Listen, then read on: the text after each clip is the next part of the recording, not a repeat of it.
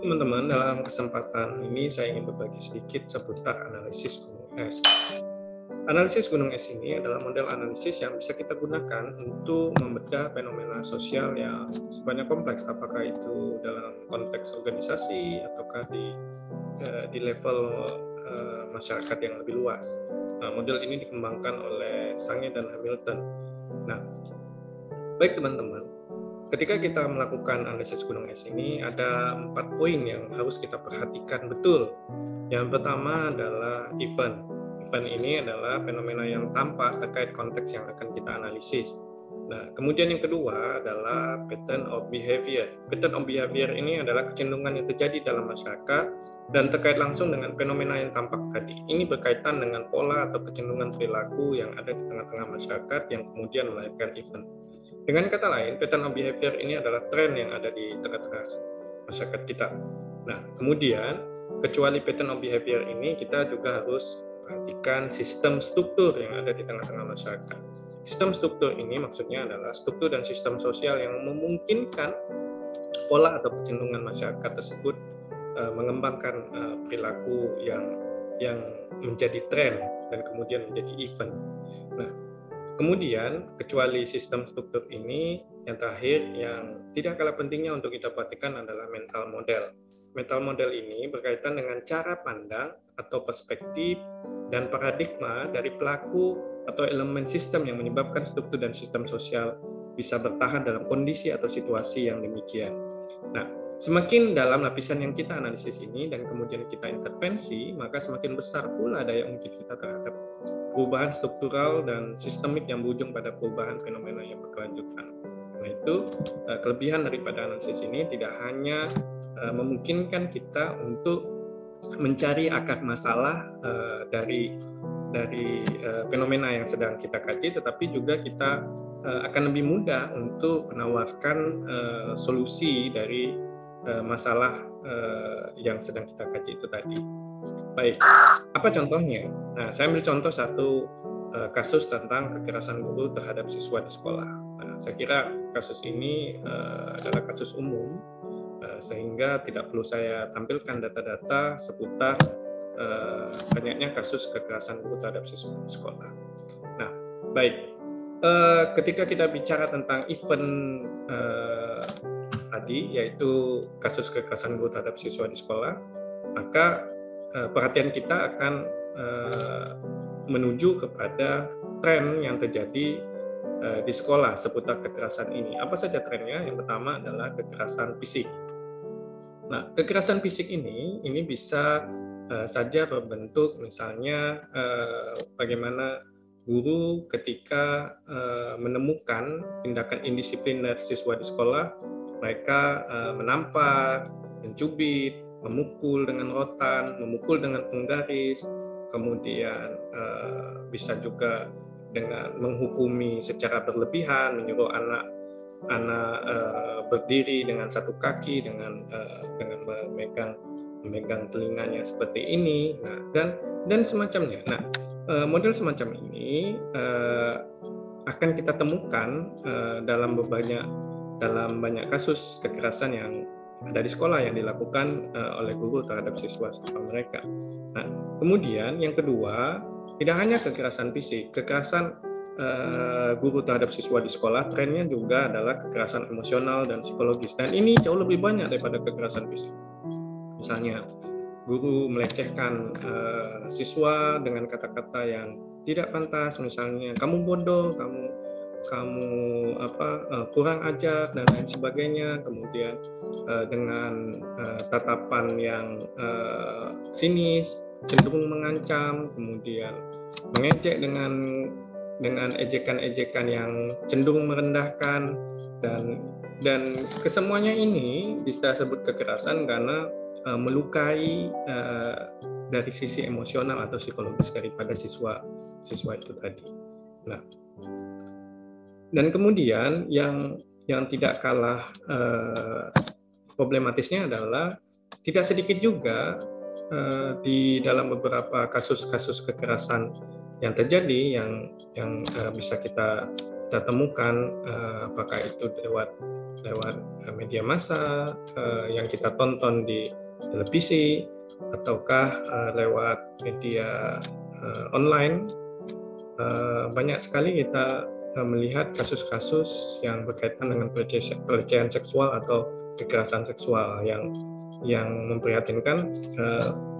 Ada beberapa daripada korban yang kemudian menjadi hamil dan lain sebagainya. Nah, tren ini tentu menarik untuk kita dalami. Mengapa terjadinya kekerasan fisik, emosional, psikologis, atau kekerasan seksual ini tadi? Nah, kita bisa melihat struktur dan penyebab daripada kekerasan ini terjadi, yaitu bagaimana di level sistem struktur kita bahwa masih kurangnya regulasi yang memungkinkan wujudnya sekolah ramah anak. Nah, sekolah ramah anak ini tentu menarik untuk kita diskusikan lebih lanjut. Kenapa? Karena banyak dari sekolah-sekolah yang ada di tengah-tengah kita itu tidak menunjukkan bahwa sekolah tersebut adalah sekolah yang ramah anak. Nah, sekolah ramah anak adalah sekolah yang secara sadar berupaya menjamin dan memenuhi hak-hak anak dalam setiap aspek kehidupan secara terencana dan bertanggung jawab. Prinsip utama adalah non-diskriminasi, kepentingan, hak hidup, serta penghargaan terhadap anak. Nah, adakah landasan hukumnya? Ya, ada. Nah, landasan hukumnya ini kita bisa merujuk kepada bunyi pasal 4 dari Undang-Undang Perlindungan Anak nomor 23 tahun 2002 yang menyebutkan bahwa anak itu mempunyai hak untuk dapat hidup, tumbuh, berkembang, dan berpartisipasi secara wajar sesuai harkat dan martabat kemanusiaannya. Nah, anak-anak ini juga berhak untuk mendapatkan perlindungan dari kekerasan dan diskriminasi.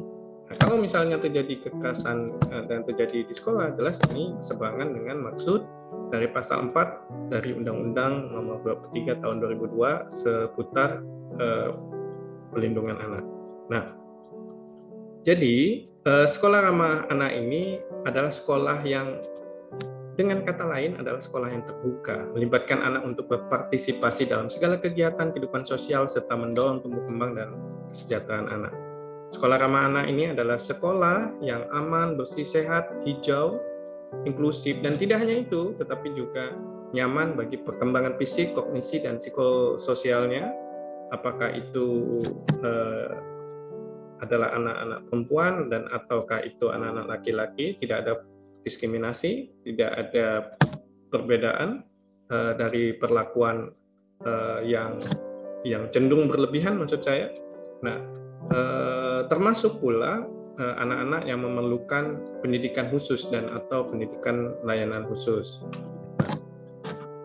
Dalam konteks ini kita perlu memahami bahwa regulasi yang belum fungsional terhadap sekolah ramah anak ini bisa menjadi penyebab munculnya berbagai macam tren kekerasan fisik, kekerasan emosional, psikologis, dan termasuklah pelecehan seksual dan kekerasan seksual yang ada di tengah-tengah masyarakat. Nah, kemudian yang kedua, di level struktur kita bisa juga melihat bagaimana pendidikan kita itu masih kurang responsif terhadap upaya meminimalkan kasus kekerasan di sekolah. Bahkan bukannya tidak mungkin bahwa aturan-aturan yang dibuat di sekolah memungkinkan atau melegalkan dari kekerasan yang terjadi di sekolah-sekolah. Nah, kemudian yang ketiga yang bisa kita lihat adalah bagaimana di tengah-tengah guru masih ada anggapan bahwa penegakan disiplin yang ada di sekolah itu bisa dan sangat memungkinkan diberikan dengan cara melakukan kekerasan terhadap pelaku indisipliner itu tadi. Nah, model pemahaman ini adalah model pemahaman kaku yang selayaknya memungkinkan terjadinya kekerasan fisik, kekerasan emosional atau psikologis, dan termasuk pelecehan seksual, kekerasan seksual ketika ini di luar kontrol. Nah, di level struktur ini sangat dipengaruhi oleh mental model yang ada di tengah-tengah masyarakat kita. Nah, di kalangan pemerintah misalnya, perhatian pemerintah terhadap maraknya kasus kekerasan guru terhadap siswa di sekolah ini itu karena pemerintah beralibi bahwa mereka banyak prioritas. Misalnya pemerintah lebih memprioritaskan seputar pembangunan, seputar penyelamatan ekonomi, sehingga perhatian di bidang pendidikan seputar hal ini kurang mendapatkan perhatian. Maka kemudian yang kedua yang perlu kita lihat adalah mental model di kalangan guru yang tadi saya sudah singgung bahwa kekerasan itu mungkin dilakukan dengan atas dalih melakukan pendisiplinan terhadap siswa. Nah, untuk menegakkan disiplin ini maka guru-guru kemudian melakukan hal-hal yang dalam tanda kutip tadi itu masuk dalam kategori kasus kekerasan. Nah, kemudian di mental model ini kita juga bisa melihat adanya ekosistem pendidikan yang punya pandangan bahwa ini lazim-lazim saja lah karena hal semacam ini sudah berlangsung secara turun-temurun, sehingga kalau ini dirubah dikhawatirkan malah ini tidak efektif dan justru membuat penegakan disiplin yang ada di sekolah menjadi kurang efektif. Nah, kemudian yang terakhir juga bisa dikarenakan mental model dari orang tua yang menyerahkan sepenuh-penuhnya tugas pendidikan itu kepada pihak sekolah, sehingga orang tua kurang memantau dari proses pendidikan yang ditempuh oleh anak-anak mereka. Nah, jadi ketika kita melakukan analisis kasus kekerasan terhadap siswa di sekolah oleh guru mereka, maka sebagai event ini kita perlu memahami apa yang menjadi tren daripada kasus kekerasan itu tadi. Nah, dari tren ini kemudian kita masuk ke pembahasan seputar struktur yang perlu kita dalami, karena struktur ini akan berdampak kepada tren dan event yang ada di atas permukaannya. Kemudian struktur ini sangat mungkin juga dipengaruhi oleh mental model yang ada di tengah-tengah masyarakat, dan mental model inilah menjadi sumber daripada kasus kekerasan guru terhadap siswa di sekolah. Nah, bagaimana kita bisa melakukan perubahan terhadap mental model ini? Maka yang perlu kita lakukan adalah mengubah paradigma, perspektif, dan keyakinan tersebut. Caranya adalah dengan menanamkan paradigma, perspektif, dan keyakinan bahwa anak yang belajar di sekolah itu memiliki hak-hak asasinya sebagai manusia, dan hak asasi ini yang harus dijaga betul, dan jangan sampai mereka tidak mendapatkan hak-hak asasinya ini tadi dalam proses belajar mereka di sekolah.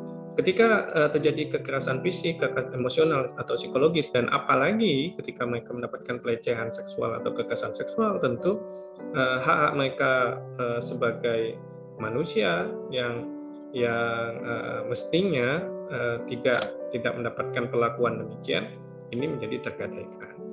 Nah, maka di level struktur ini yang harus kita lakukan adalah pertama, rumuskan kebijakan yang fungsional terhadap sekolah ramah anak. Pada saat ini sudah ada Undang-Undang Perlindungan Anak, Undang-Undang Nomor 23 Tahun 2002, dan kebijakan yang fungsional terhadap sekolah ramah anak ini memungkinkan untuk dirujuk pada undang-undang tersebut. Kemudian yang berikutnya adalah perlu adanya penegakan hukum yang tegas pada pelaku tindak kekerasan pada siswa. Nah, dasar regulasinya sudah ada, tinggal bagaimana penegakan hukumnya. Nah, dan sekolah juga perlu membangun komunikasi yang harmonis dengan pihak keluarga. Tadi sebagaimana yang telah saya singgung juga bahwa tidak seharusnya orang tua itu mengasumsikan bahwa tugas pendidikan anak-anak itu sepenuhnya berada dalam wilayah sekolah. Jadi sekolah dipandang